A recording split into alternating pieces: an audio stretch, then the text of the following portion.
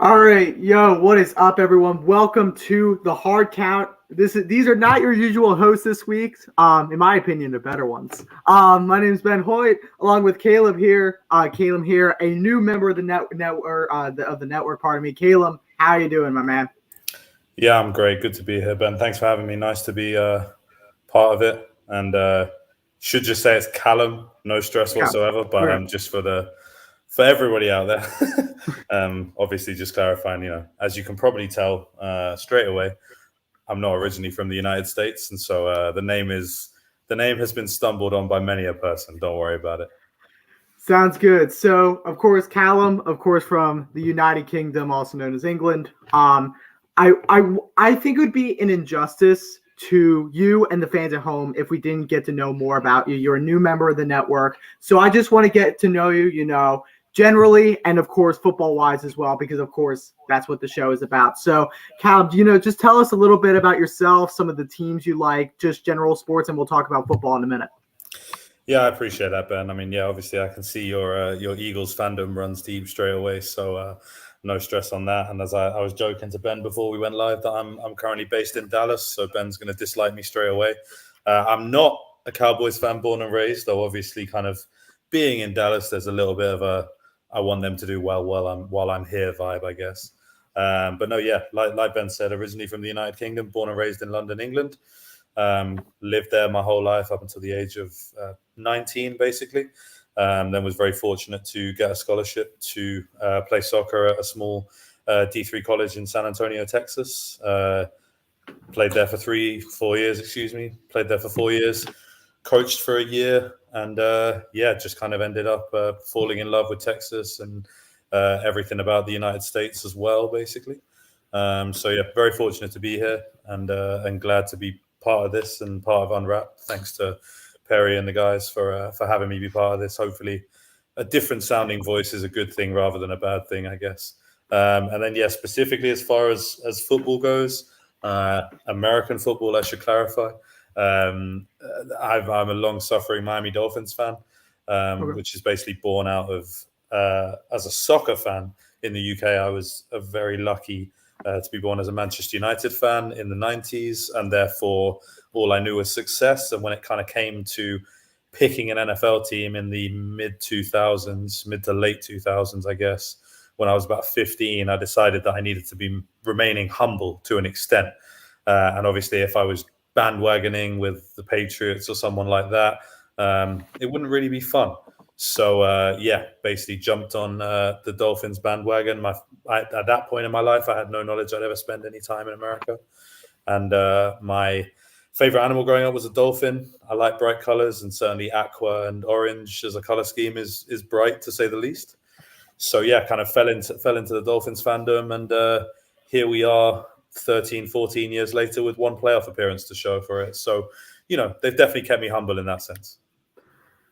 That's really great. Just to to know a little bit about me too, because I've never been on the hard count before. So again, my name is Ben Hoyt. I am a Philadelphia Eagles fan. I have been that way since probably the day I was born. We have Eagles season tickets. So we go to a couple games every year. We share it with my family, which is really cool. In fact, I did get to go to the Dallas Cowboys game this year, which was kind of cool. I always like going to Dallas Cowboys Sunday Night Football Eagles games. Those get a little rowdy. I will admit that. But I do share the same love of soccer with Callum. I am a Chelsea fan in England because my dad brought me home a Chelsea ball when I was 6, and I loved the game. I love Chelsea so much, and we got to tour Stamford Bridge. Ironically, I've been to an Arsenal game in England, but not a Chelsea game. I don't know why that was. I also like Millwall. They're a new favorite club of mine because they're just like my Philadelphia faithful. And I also love the Philadelphia Union for soccer. But, of course, we're talking about football today. So I'm going to start with your Miami Dolphins because I want to get your perspective on this. Are you in or not on Tua Tagovailoa after this season, which has been a mixed one for him? Yeah, you're right. Up and down. I think I'd say I want to believe, if that makes sense, which means I don't necessarily believe yet, but I hope I can do soon enough.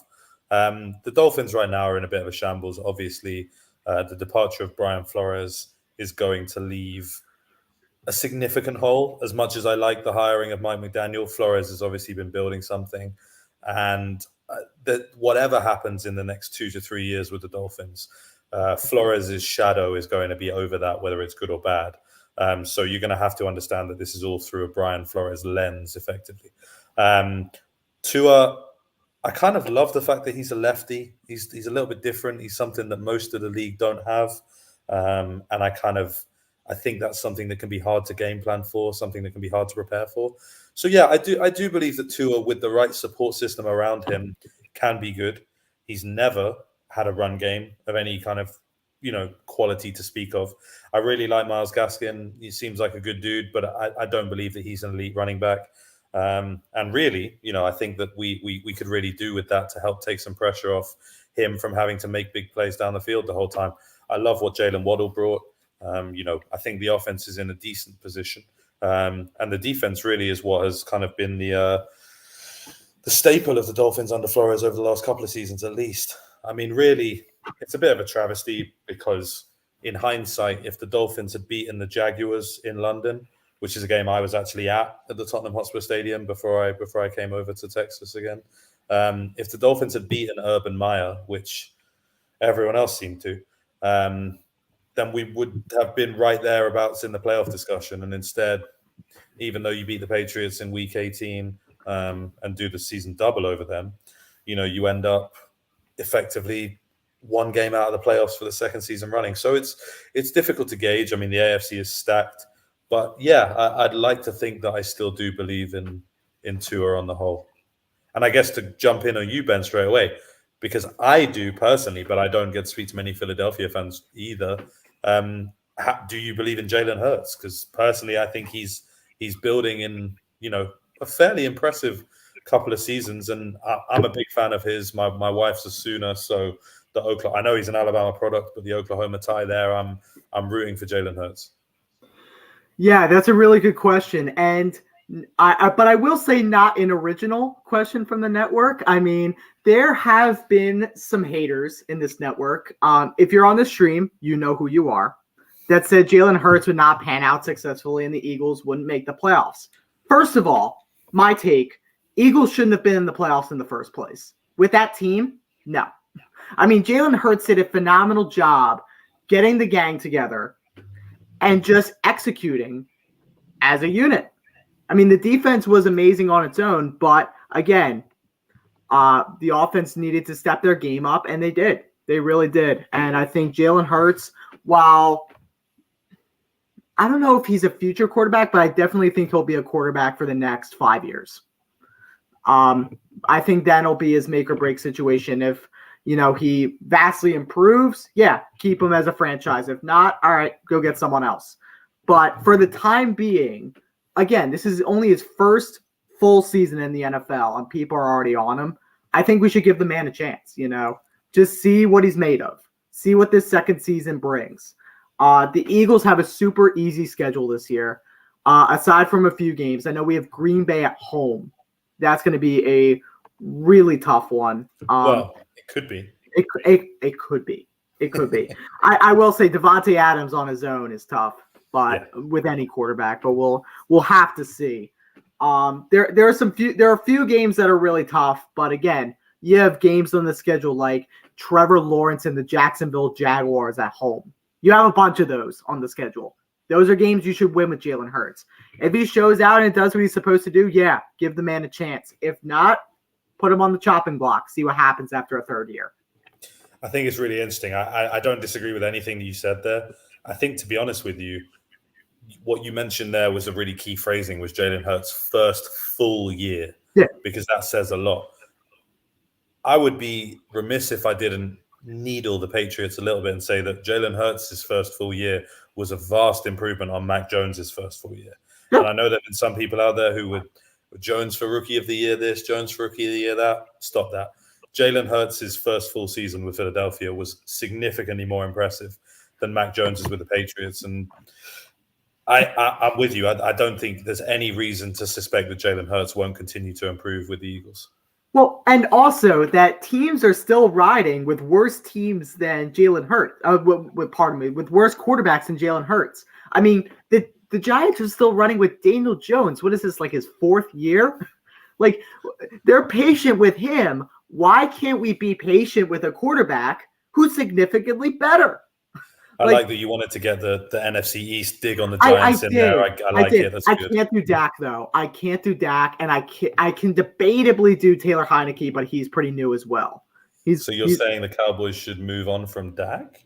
No, I'm not. I think Dak's a good QB. I think he's fine. I can't touch Dak. I would like to have Dak in my arsenal, but I will say, there are some QBs in this league that have been starting for 4 or 5 years at this point that shouldn't be starting after 4 or 5 years. They're not receiving hate. They're really not. I haven't seen too many Daniel Jones hate over my time. There has been a little bit, but not a lot. Jalen Hurts gets more hate than Daniel Jones, and Daniel Jones has been worse in this league and in the league for a lot longer. That might just be the Philadelphia effect of being a divisive fan base, I guess. I think it's just the news trying to stir things up because it's Philadelphia. I really do. I think that when they get Philadelphia fans riled up, that's when you get ratings. It's true.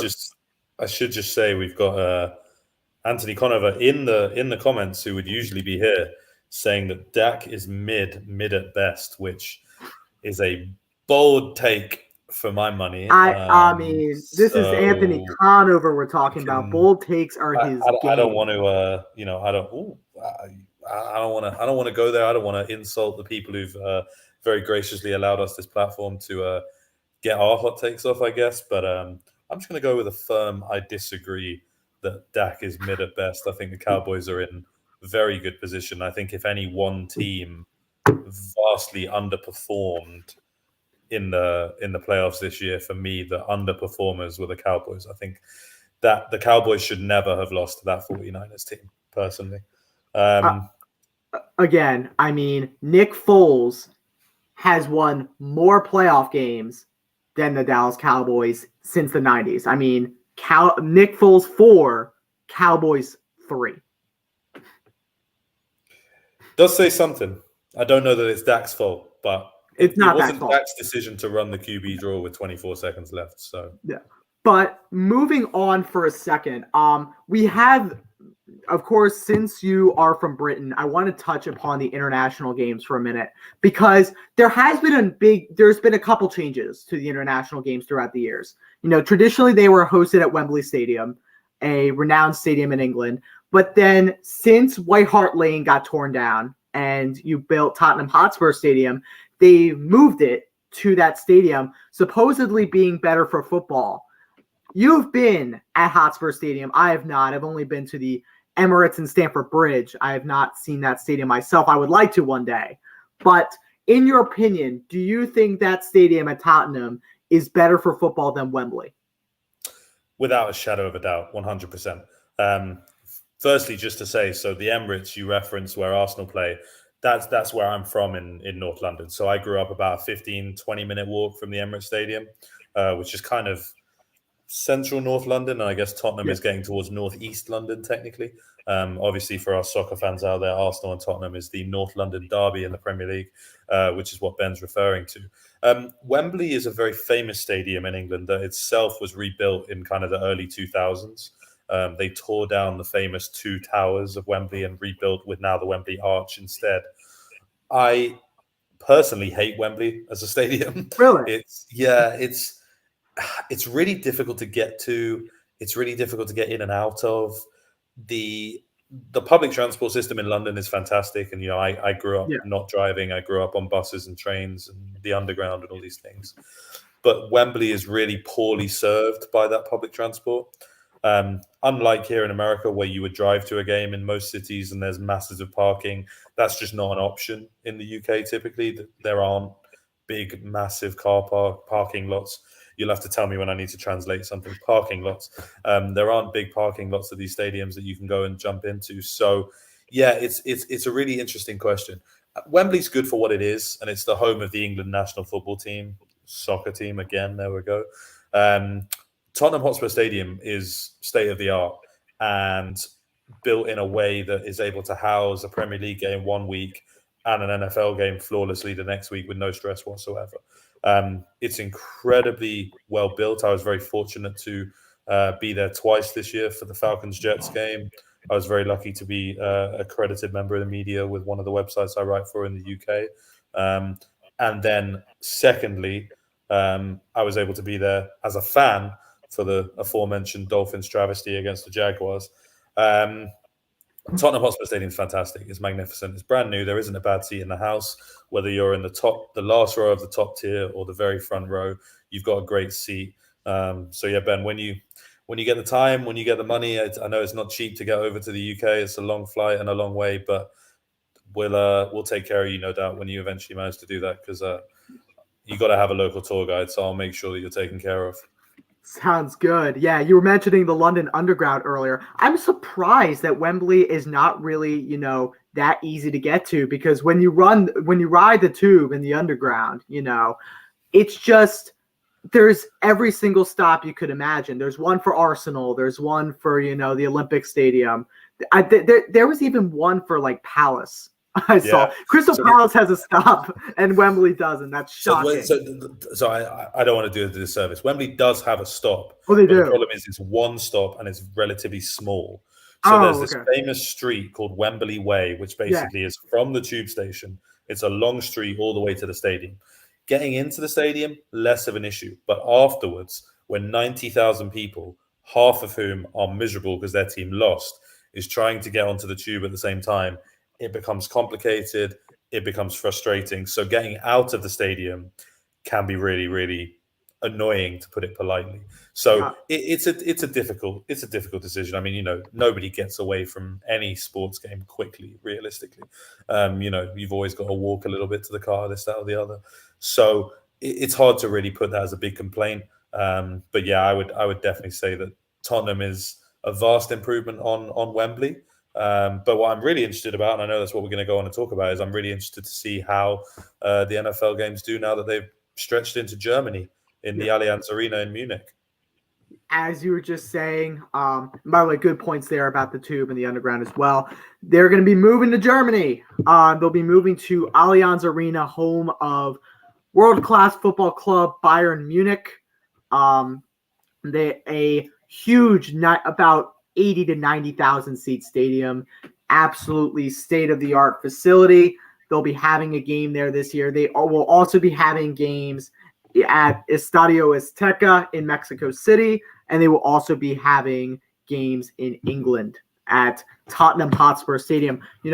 What are you looking forward to for the games in Munich? Is there, are you just are you looking forward to seeing the stadium being transformed into a field, seeing how the fans would react in Germany to football? What do you think?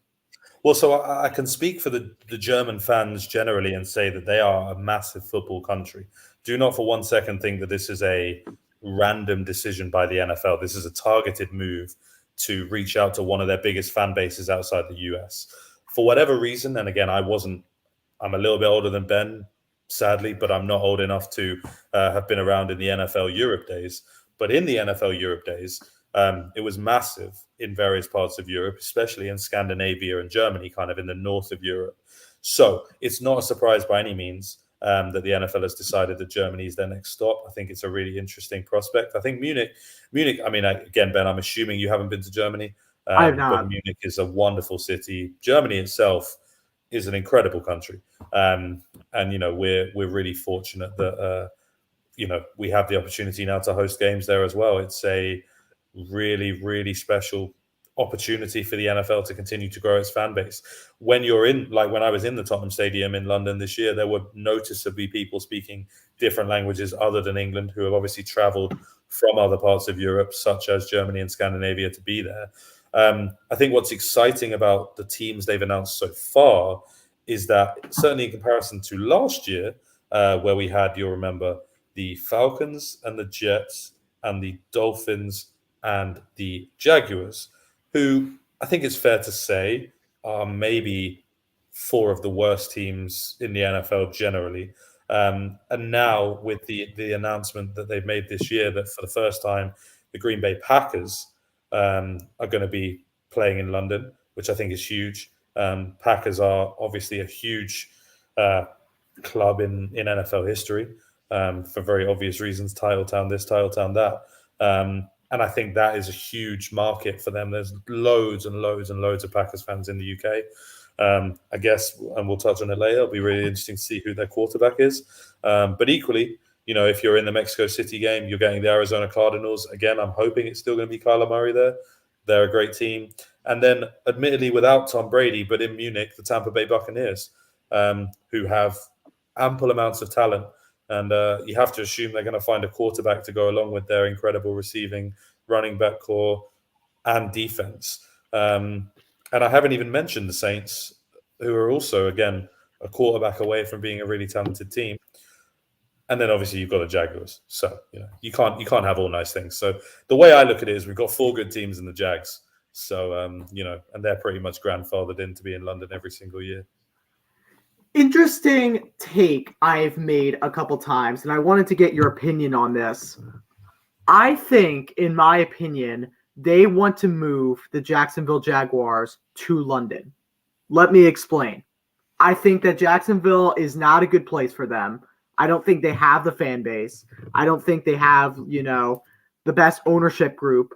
If someone would pick it up and then move the team to London, that's why I think they're introducing the Jags to London all these times, is that they wanted to build a fan base within London for the Jags. Now, the problem is I don't think many people care for the Jags, if I'm particularly correct. But what do you think about this take? Do you think theoretically the Jags would move to London? So I think that there are definitely people within the Jags organization who would love to see that. So Shad Khan, who's the owner and president of the Jaguars, the Khan family also own Fulham Football Club in West London. So, and weirdly enough, they've kind of tried to run it the same way. And, it's one of those funny quirks of the NFL that the Jaguars have a swimming pool in their stadium where you can watch the game from. Terrible, terrible move. They've actually built a swimming pool in Fulham Stadium in London. They built one in Craven Cottage? Yeah, they're building a swimming pool, which is baffling because, as you know, Ben, the weather in London is miserable. It sucks. It is not Jacksonville, and therefore there's going to be maybe 2 games out of 19 home games that they're going to get where they're going to be able to have anybody in the swimming pool. It's a baffling decision, but this is the Khan family we're talking about. They hired Urban Meyer, so who can really rule anything out with them? Yeah, Ben, I mean, I see the argument for why they would like to. I think there's probably some desire within the NFL to do it as well. The problem I have is the practicality of it. You asked if the Jaguars were big in London and the UK generally. What I'd say is that anybody who was following the NFL before the international games started already had a team. If you're an international NFL fan, it's hard to follow the game. The games start. The main slate is doable on Sunday, but all the primetime games start at basically 1:30 a.m.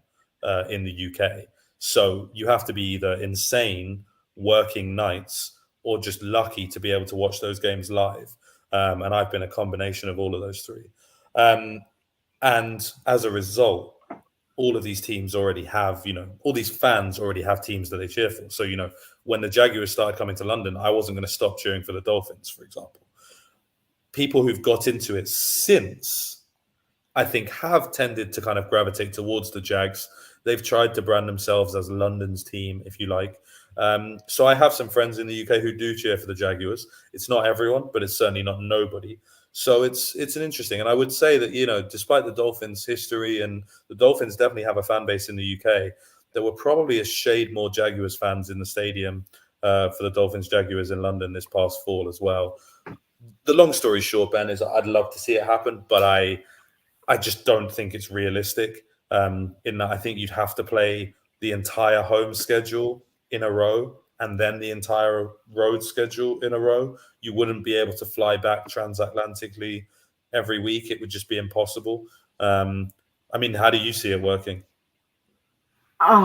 Well, the first thing is I don't see it working. Yeah. It's just a fun take I would like to get the Jags out of Jacksonville, but it would be so hard. Other cities they can move to. No, it is.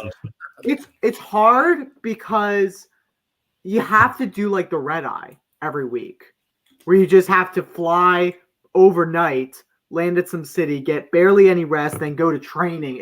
It's just that would just do such a toll on your body that I don't think that's feasibly possible, especially for the away teams in California that have to fly probably a connected flight to get to London. It's just not going to work that way. What I will say, even though that's not a feasible option, I did not know that Khan owned Fulham. They're right now in promotion for League Championship. And so along with your new unused pool, you'll get a Premier League team at Craven Cottage. So that will be interesting how that works out. But yeah, like they said in the chat, the London Jags would have a nice ring to it. Unfortunately, I don't think it's going to happen. Last thing about the international games, what team are you looking forward to seeing most in the international games? Are you looking forward to see the Packers in London, the Bucks in Munich? Who are you really looking to see?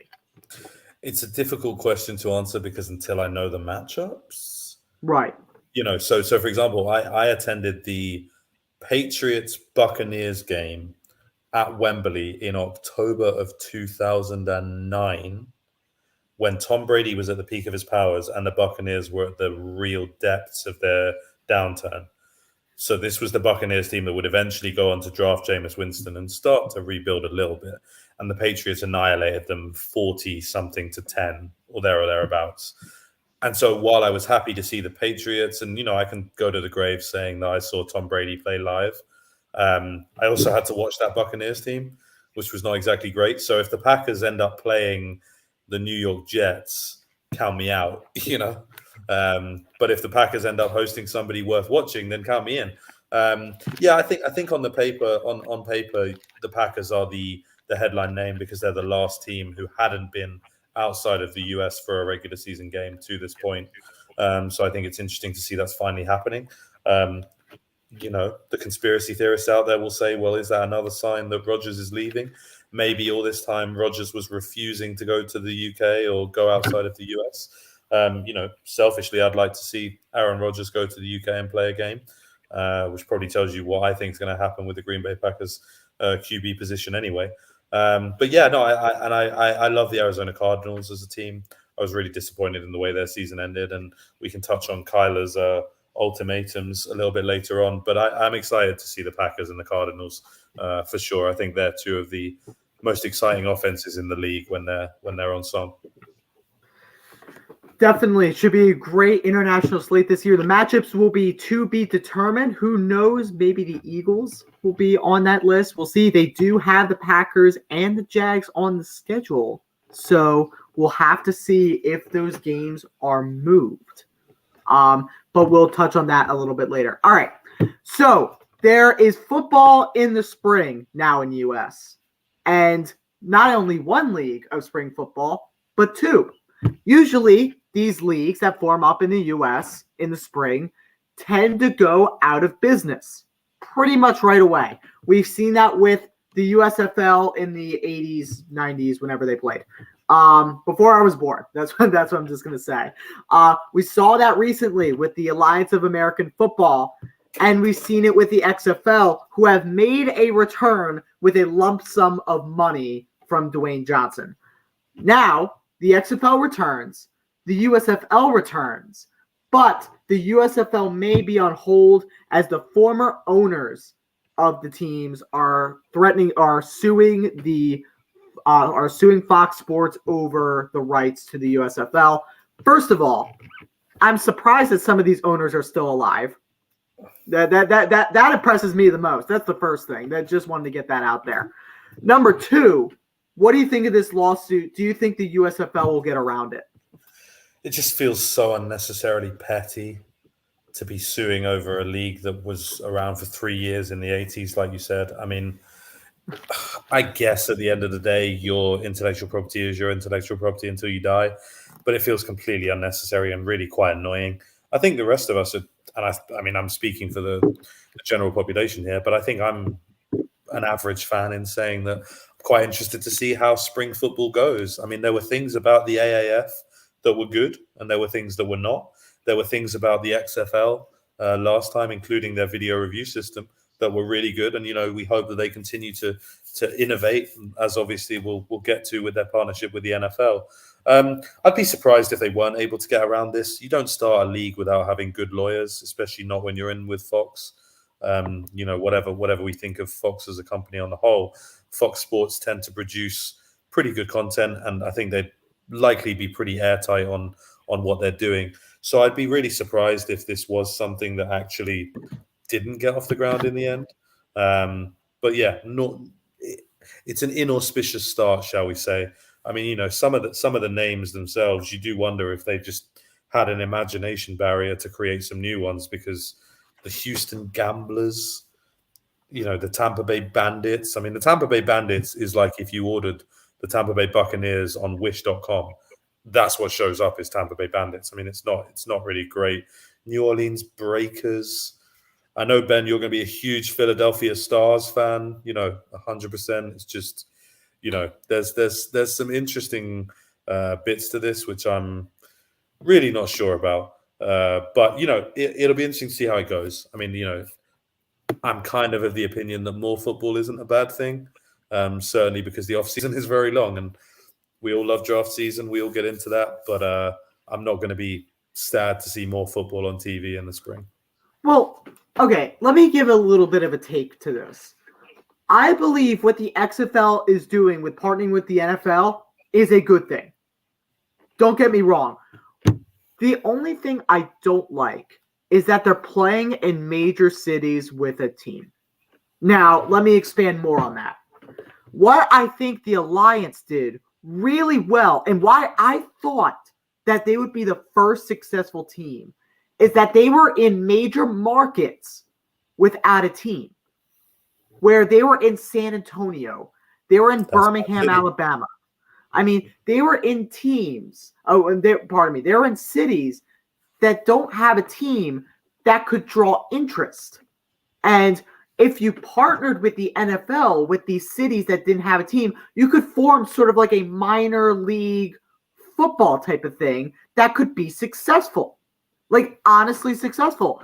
What I think the XFL is going to fail on, and what I think by the way, I think the USFL is the first to go. I think the NFL is going to be pouring money into the XFL, that they won't be out of business that soon.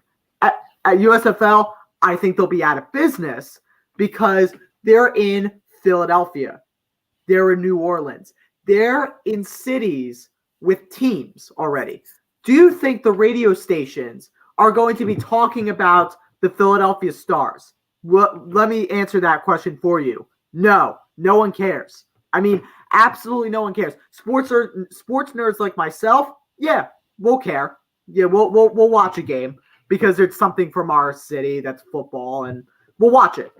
But the average fan who's an Eagles fan that only cares about the Eagles and nothing else, they're not going to care. How are you going to sell out stadiums? First of all, where are you going to play after Birmingham this year if you are successful? You could be playing at Franklin Field, but those crowds only tend to draw like 10,000 a game. That's not going to be enough to get you by. It's wild as well because it's not. You're right completely, but it's not just cities that have a team. It's which cities that have a team. Yeah. Because like the Eagles and the Saints are two of the most rabid fan bases in the NFL. Like, if you're going to try and do it, don't go to one of those cities. You're spot on about San Antonio. Why put a team in Houston when you've got Austin and San Antonio? Austin is jumping as a city right now. It's almost more expensive than New York to live in Austin, but it's crying out for more sports. They've got the Spurs G League team there. They've got Austin FC doing good things in MLS. There's no reason why you couldn't do the Austin Gamblers rather than Houston. It makes no sense to me, to be honest with you. Right, and you're going to be playing in the NFL stadiums, which are not going to sell out because you're a new league. The TV deal is going to get you by, just like the Premier League. A lot of the TV money you get from the league helps you a lot. That's why teams like Watford and Norwich actually have a chance to do something good, because you can acquire transfer funds with that TV money you get. But otherwise, you don't have much of a chance. Same thing. I don't see how these leagues are going to get by with playing in these major cities that already have a rabid fan base. I feel like they're just going to be leaning on the TV deal for support, like comparing to soccer again, like these lower Premier League teams or the championship teams that recently get promoted. Do you think I'm right with that? Yeah, so I mean, you are. I mean, I think it's difficult because if you are the USFL, the NFL is such a polished product, and obviously the USFL is not going to compete with the NFL. Nothing is. But if you're the USFL, you don't want to come out and look rinky-dink. You don't want to look like you're a budget organization. So of course, if you have the opportunity to use the NFL stadiums, you will. I get that, but it is the wrong way to do this. You should be trying to provide a completely different product to the NFL, because if you're trying to provide what the NFL provides, you're just going to provide it in less good quality with less good players. You need to do something to spice it up. I don't watch it myself, but there's a reason that the CFL, the Canadian Football League, exists, because it's a slightly different game. The CFL can go because people are interested in watching that specifically in Canada. And so if you're trying to appeal to the audience in America, and like you said, the Philadelphia, I know what Philadelphia radio is like. Philadelphia radio is not going to be covering the Philadelphia Stars. There's not a chance. I would say that I do think the XFL will find a way to survive. Yeah. Dwayne "The Rock" Johnson does not often fail in things that he does. He has the time, he has the money, he has the passion for it. And I think really you're right, Ben, that the partnership with the NFL is really a way for the NFL to go, okay, we want to test some things out. You do it for us. We'll pay you. And if we like it, we'll take it. And to be fair, there's no reason that shouldn't be the way it goes. I understand that if you're the NFL, you can't make big scale changes to things like replay review, to things like kickoffs. You can't do that without testing them out first, because the league is worth so much money, and the Super Bowl is so valuable to the players, the coaches, the staff, everything, that you can't just try things out without having had a test run. So I understand it. And I hope the XFL is successful. I mean, I hope both leagues are successful. Perry in the comments says he thinks both find a way to last. I'd love to see that. I'd love to see there be alternatives, for anybody out there who's a wrestling fan. It's just like WWE is the main show in town. But AEW has popped up over the last couple of years and proven to be a valid alternative. And, if the USFL and the XFL are able to do that as well, then that's nothing but positive for the sport of football on the whole. I'm excited about where it's going. But I agree with you, Ben. At the very basic core, I think they need to be branching into cities that don't have a team already. And I'd like to ask you a question off that, actually. Yeah. Because one of the constant debates that I used to have with friends of mine at college, me being a little bit, I'm not from here, let me try something different. I asked why you couldn't create a team in Montana. I thought it was unfair that certain states, as much as I love Texas has three NBA teams, 2 NFL teams, but states like Montana, states like Alabama have no professional sports whatsoever. Now, obviously, in Bama, it's a different animal, Roll Tide. I'm not here to insult anyone like that. You guys are crazy. But, for me, I would love to see the Montana Moose in the NFL. I think that would be amazing. That would be great. Why can't we make that work? And I know the answer is population density, yada, yada, yada, not enough people. But surely there's a way to make this more interesting and create teams in places that is not where we've been before, Funny enough, I live right near one of those states. So not Montana. I live nowhere close to Montana. Montana's this whole other animal, Of course. Just no people there. That's my answer to that. You pretty much summarized for me. But I live right near the border of Delaware. Funny enough. So Delaware. Yeah, so tell me about Delaware. I know nothing about Delaware except for Joe Biden. Funny enough, he goes to my golf club. But there we go. He does. Yeah. So Delaware has they have a pretty big populated city. It's Wilmington, Delaware. It's about the size of a small city. I would say, up where Syracuse, New York, I would say like that. it's the biggest city in Delaware, but again, Delaware is a small state. You know, you can't really have a chance for a sports team. But I would like to see a pro sports team in Delaware. They do have 2 teams in Wilmington already. They have the Delaware Bluecoats, the G League team for the Philadelphia 76ers, and the Wilmington Blue Rocks, a single A team for the Washington Nationals. But I get where you're coming from. Before Montana, I would definitely put Delaware on the list.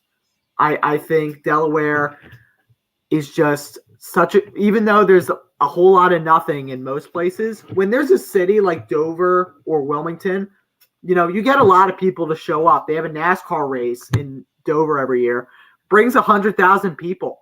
I mean, easily.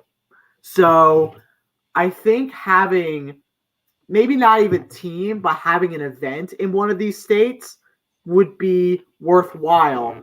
But in Montana and Delaware, you're going to be having a hard time fielding a sports team down there.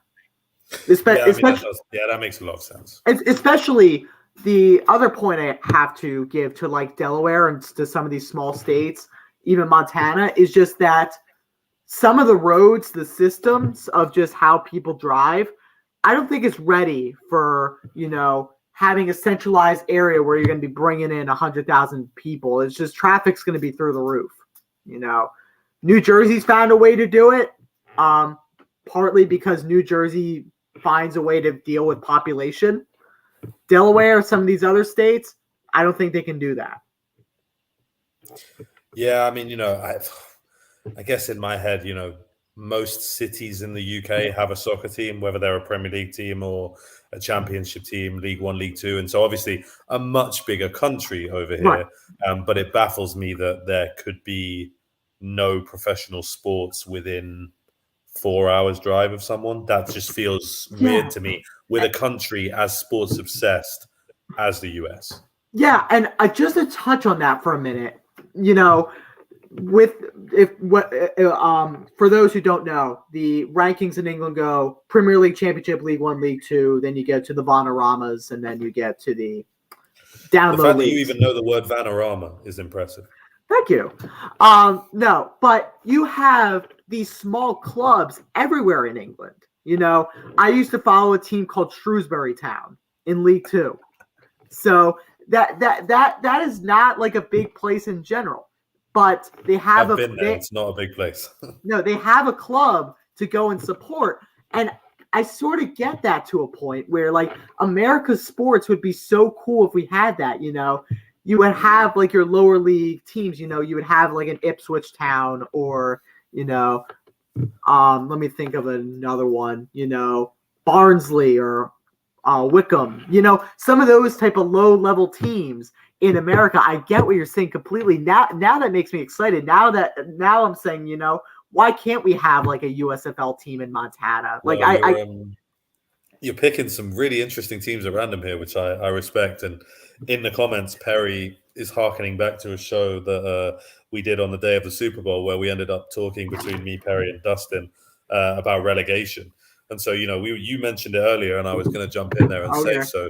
You know, if the USFL became the minor league of American football, what would happen if we found a way to make it that the best team in the USFL got promoted to the NFL and the Jaguars got relegated to the USFL at the end of the season? I mean, and so for people who don't know, for promotion and relegation in world soccer, really the only country that doesn't use this model is the US. In world soccer, if you finish bottom, last place in your league, you are relegated down a division. So it would be like moving from AAA down to AA or vice versa. And the best team from the lower league gets promoted up. There's more teams than that. There's more intricacies to that, but that's the basic. That's the basic element. And so, you know, obviously it completely removes the prospect of tanking. Obviously, in European soccer, there is no draft, so tanking is not something you would ever choose to do anyway. But if you want to solve a problem like tanking, you tell the owners that if their club loses, they are going to be worth a whole lot less next season. And I think people would stop tanking pretty quickly. Well, as soon as I saw Perry's comment, I knew where you were going to go with this. I like that option. I really do.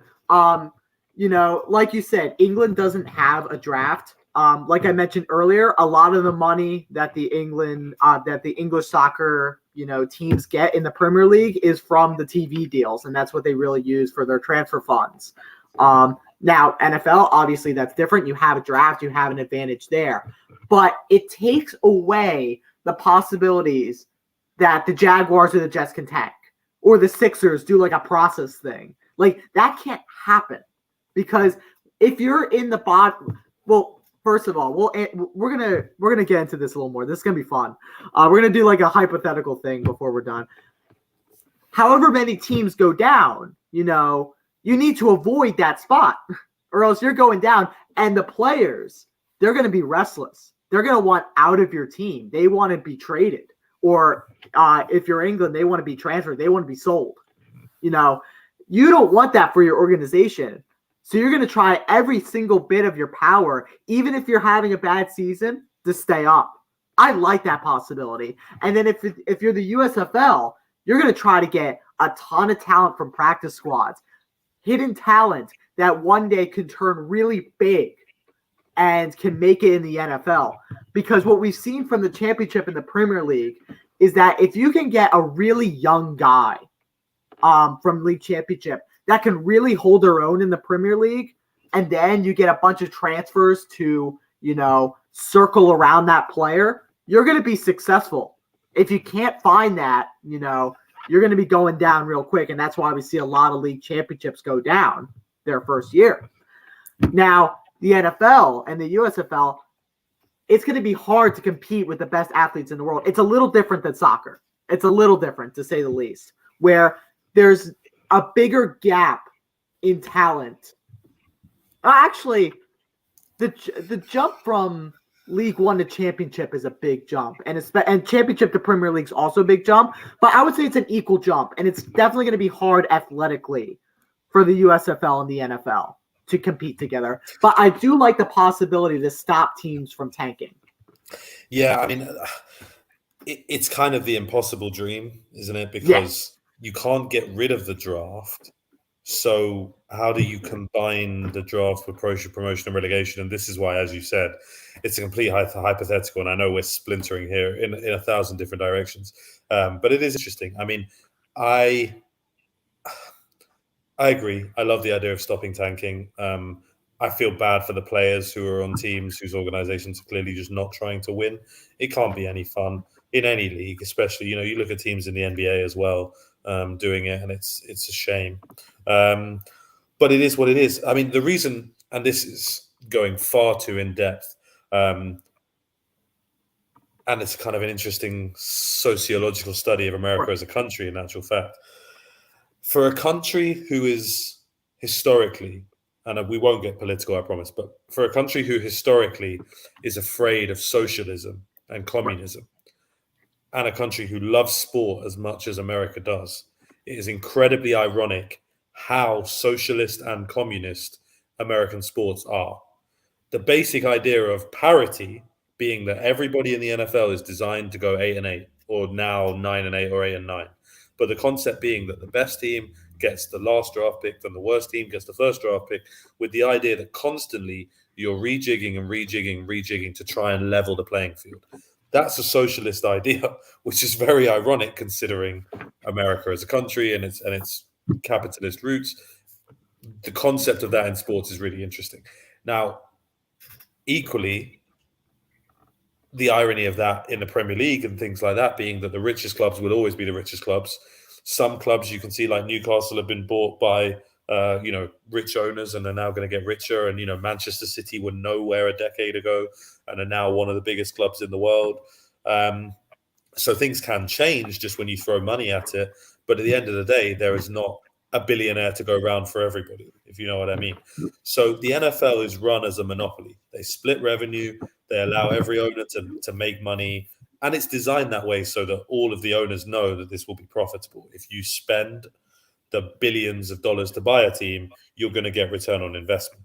So persuading the owners to give that up and have the potential for, let's just say the unthinkable happened. Let's say they agree to promotion and relegation between the USFL and the NFL. Right. And on week 1 next year, Dak Prescott tears his ACL. The Cowboys' backup quarterback, Cooper Rush, perfectly serviceable backup, but he only wins 4 games.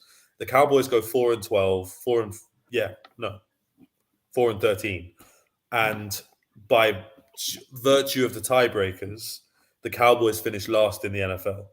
So the $1 billion, however many billions that the Cowboys are valued at, they're now not going to play in the NFL in the 2023 season, and instead are going to play in the USFL.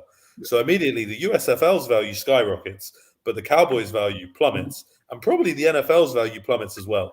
And that's a really interesting conundrum to be in, of trying to persuade owners that it's a good idea because they'll never buy into it. And that's why it's not going to happen in America in some ways. You know, Perry's saying it could work in college sports.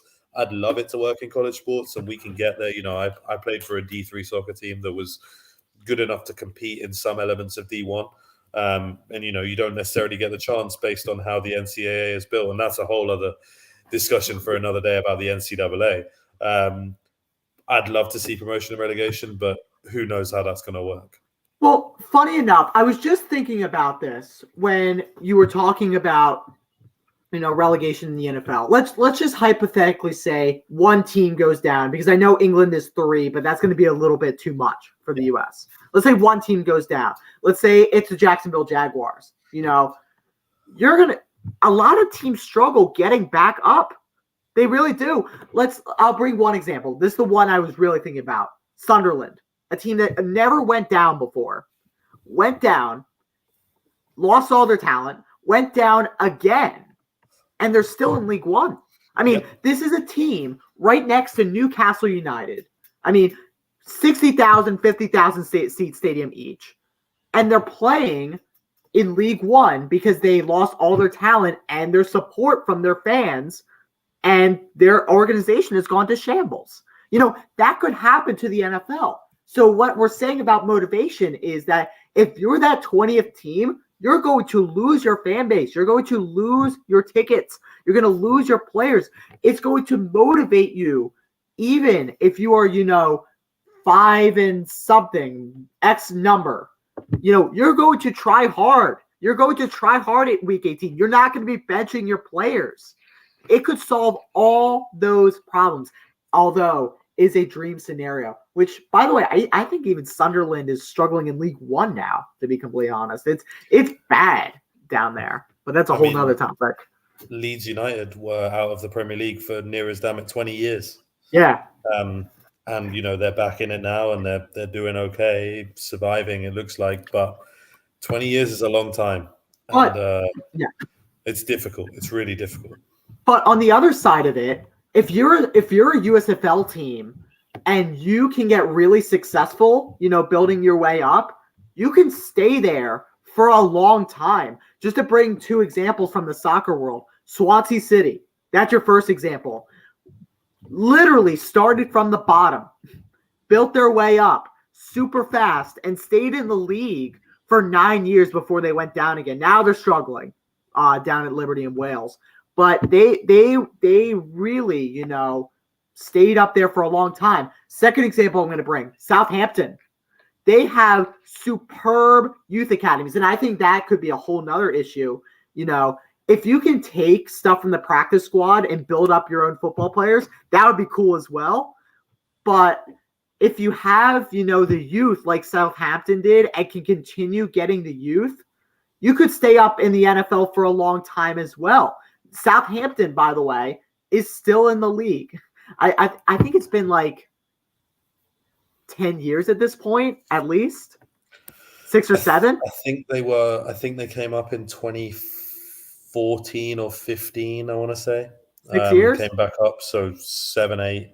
Yeah, I mean, Southampton were a Premier League club perennially during my time growing up, and then you know, my childhood, and then kind of had a downturn, obviously, which would have been around pretty much when you were born, Ben, I'm guessing.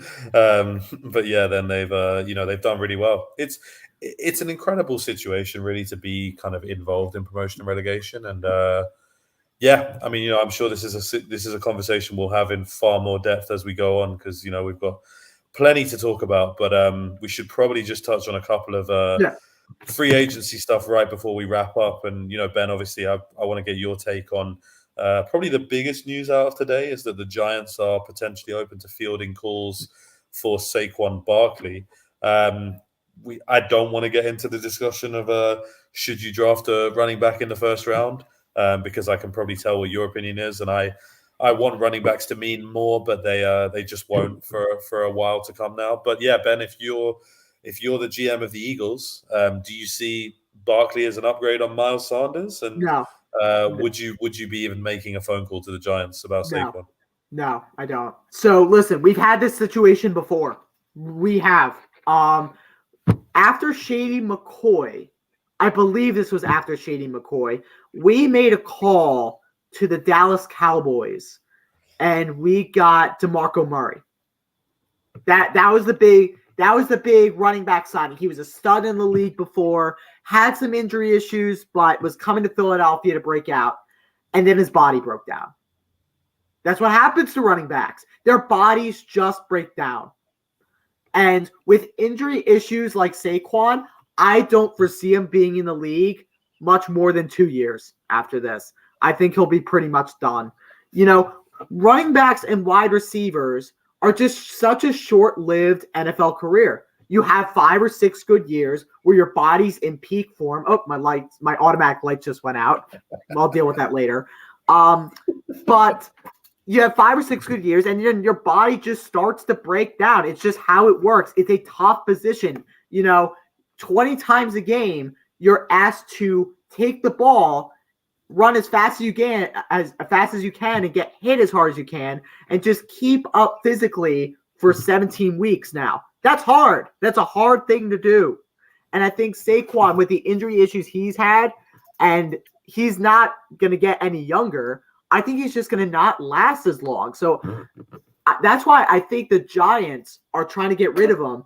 It's better to get rid of him early than too late and see if you can get pieces for him before his body breaks down, because the Giants see something. They're not going to be open to trading Saquon if they didn't see something in his body breaking down. I mean, yeah, it's going to be a sad story, in my opinion, if he is someone who's out of the league in a couple of years, because he was so electric as a rookie and in college. I'd love to see Saquon rebound to his full potential, but you're right, Ben. I mean, with those injuries, in consecutive seasons and things like that, it's difficult to see where Saquon goes from here. And I guess last question I just want to touch very quickly. I know we've had a couple of retirements, but we'll save that for another day.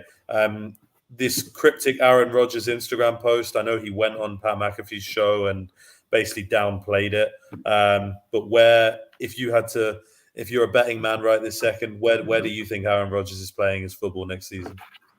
First of all, let me just touch up on that. Aaron Rodgers is a huge weirdo. I mean, just on his own, he's just a weird dude. And you can't really predict Aaron Rodgers because of his weirdness, if that makes any sense. He says and does a lot of erratic things, more than you think. I mean, even the Jeopardy thing for him was like an out-of-the-box thing for him. Like, I didn't see Aaron Rodgers hosting Jeopardy, and then he just made a split-second decision saying, "Oh, I'm gonna host Jeopardy now, huh?" Like that type of thing. I don't really know. I think this whole crypto post is weird. I haven't really looked into it because I just really haven't cared about it, because it's Aaron Rodgers and you can't really tell until the last minute. But if I'm Aaron Rodgers, I go to my favorite football team growing up, the San Francisco 49ers. I really do. They are one quarterback away from being a Super Bowl team, in my opinion. Shout out to Mark Belleville, by the way, fan of the 49ers. And I think Aaron Rodgers originally wanted to be drafted by San Francisco. I think he would like his career to be out with San Francisco. I think that would be the best fit for him. Have a Super Bowl contending team, play for one of your favorite teams growing up, and, of course, go out with them and retire. But let me actually pay the bills, as Anthony Conover says before we end here, because we are just reaching an hour. Paying the bills, by the way, is shouting out our sponsors. Shop at teespring.com/stores/unwrapped. That is our shop. Find all the merchandise you need at that site. Everything for the whole family. VIP program at patreon.com/unwrappedsports. It's our Patreon. Make sure to select the $5 and $10 tier monthly for your benefits. Gamble at www.mybookie.ag. Code USN for 100 for 100% sign-up bonus. If you want to bet where Aaron Rodgers is going next year, sign up for MyBookie today, our official gambling sponsor, and rxhemp.com, code rxhemp-USN for 10% off your order. If you have back pain or any type of pain, maybe the pain of being a Miami Dolphins and Eagles fan, buy it. Network approved. Great rub, soothes all pain. Callum, thank you so much for coming on the Hard Count tonight. It's been a pleasure talking to you. I know we'll be talking some soccer in the future. We may have some things stirred up for you in the future. But for now, this is Ben Hoyt with Callum saying so long. We'll see you. Have a great night, ladies and gentlemen. Cheers, everyone.